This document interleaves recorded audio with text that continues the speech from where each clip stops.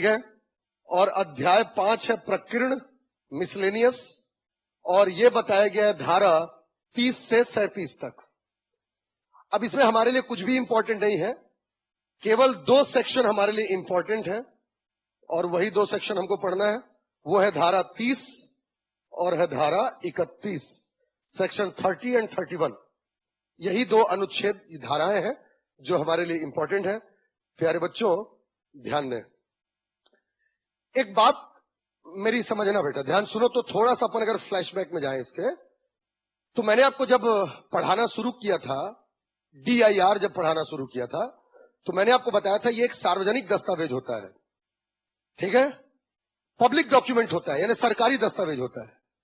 याद रखें बेटा कि सरकारी दस्तावेज जब हम किसी चीज को कहते हैं, है ना, if anything is notified as public document that shall be maintained और filled by the public servant. अगर कोई भी ऐसा दस्तावेज है जो सार्वजनिक दस्तावेज है, तो सार्वजनिक दस्तावेज को भरे जाने का अधिकार या उसके रख रखाव का अधिकार केवल लोक सेवक को ही होगा, पब्लिक सर्वेंट को।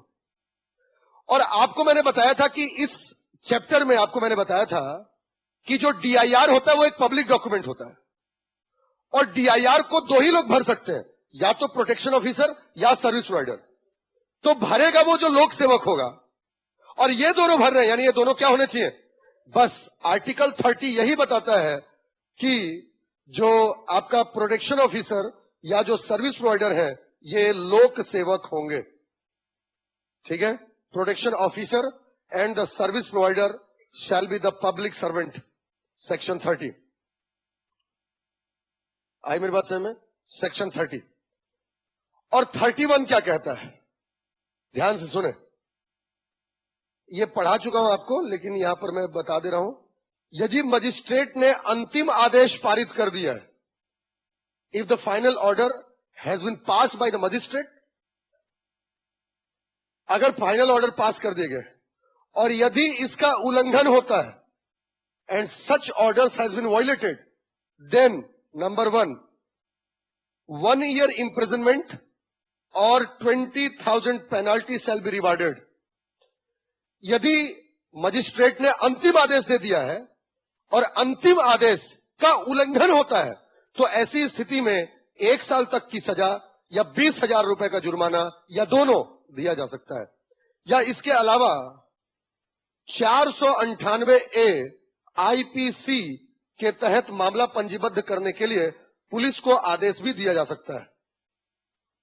आई मेरी बात समझ में? यह बताया गया सेक्शन 31 में। इसके अलावा इसमें कुछ नहीं पढ़ना है। यह हो गया आपका डोमेस्टिक वायलेंस एक्ट खत्म। बनेगा? समझ में आया पूरा एक्ट क्या है? क्वेश्चन लिखो।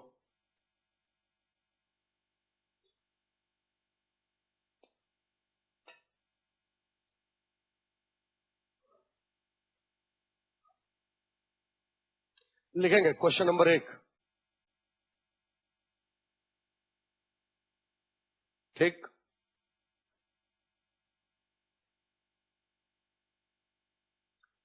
घरेलू हिंसा अधिनियम, घरेलू हिंसा से महिलाओं का संरक्षण अधिनियम, शॉर्ट में लिख लो PWDVA, ठीक है ना। घरेलू हिंसा से महिलाओं के संरक्षण अधिनियम 2005 के प्रमुख प्रावधान लिखिए, ठीक है, 100 शब्दों में। Right the important provisions of PWDVA 2005, ठीक है, 100 शब्दों में। अब देखो बेटा, प्रमुख प्रावधान लिखने बोल रहा है 100 शब्दों में, यानी एकदम इंपॉर्टेंट चीजों को लिखना है। घरेलू हिंसा को परिभाषित किया गया है इसमें, ऐसा घरेलू हिंसा को नहीं लिखना, घरेलू हिंसा को परिभाषित किया गया है, ठीक है। पहली बार घरेलू हिंसा को न्याय के दायरे में लाया गया है। इसके अंतर्गत, घरेलू हिंसा के अंतर्गत पहली बार शारीरिक शोषण तो अपन समझते थे, मानसिक, लैंगिक, आर्थिक, भावनात्मक शोषण को शामिल किया गया। समझ रहे हो ये सब चीजें? इसके अलावा महिला को, पावर टू वुमेन्स, महिला को अधिकार दिया गया है। संरक्षण अधिकारी महिला को बनाने की प्राथमिकता है। महिला अधिकारी पुलिस से बचने की, मतलब पुलिस से जो घबराहट होती है, पुलिस के पास जाने की बजाय सर्विस प्रोवाइडर के पास, संरक्षण अधिकारी के पास जाकर के न्याय की मांग कर सकती है। यह एक दीवानी मामला है जिसमें महिला को उसके अधिकार और अनुतोष दिलवाए जाते हैं। आईमिरसे में विभिन्न प्रकार के अनुतोष दिलवाने की सरल प्रक्रिया का उल्लेख है। इन आदेशों का उल्लंघन करने पर प्रत्यर्थी के खिलाफ 498 आईपीसी के तहत मामला दर्ज करने एवं जुर्माने और कैद तक का प्रावधान किया गया। ऐसे इंपॉर्टेंट चीजें जो इसकी खूबसूरती को बताती हैं, किस तरीके से महिलाओं को प्रोटेक्ट कर रही है, ये बताना है इसमें 100 वर्ड्स में और पॉइंट वाइज। सही बात। नेक्स्ट लिखें। इस अधिनियम के अंतर्गत, इस अधिनियम मतलब समझ जा रहे हो ना, इस अधिनियम के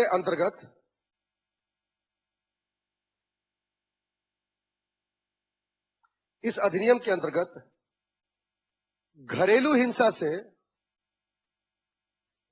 हिंसा के शिकार होने से न्याय मिलने तक की प्रक्रिया का उल्लेख करें। ठीक, घरेलू हिंसा की शिकार होने से न्याय मिलने तक की प्रक्रिया का उल्लेख करें। Describe the judicial process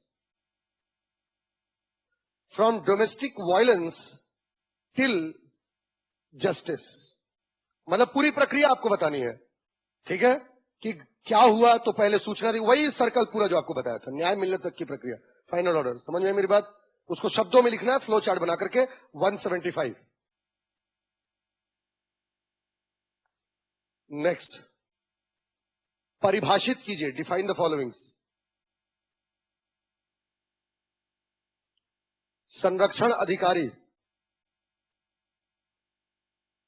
protection officer. सेवा प्रदाता, सर्विस प्रोवाइडर। ठीक। नेक्स्ट, घरेलू हिंसा report, DIR, domestic incident report, DIR। ठीक। नेक्स्ट, संरक्षण आदेश, प्रोटेक्शन ऑर्डर। नेक्स्ट, निवास आदेश, रेसिडेंस ऑर्डर। ठीक, सारे आदेश को लिख लेना 30-30 शब्दों में।